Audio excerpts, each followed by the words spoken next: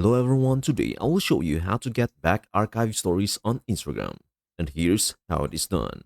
To retrieve archive stories on Instagram, start by tapping your profile in the bottom right corner, then the three lines in the top right, and select Archive. If you see Post Archive at the top, switch to Stories Archive to view your archive stories. To restore one, tap on it, then select More in the bottom right to either share as post or save photo.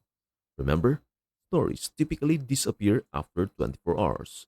So if it has been longer, you'll need to save the photo or share it as a post to upload it as a new story. You can also add it to highlights if desired. Just keep in mind that once the 24 hours are up, you won't be able to restore it directly as a story. That is everything you need to know about how to get back archive stories on Instagram.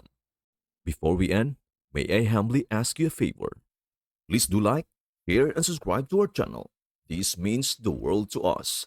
Thank you so much for watching. We hope to see you in our next video.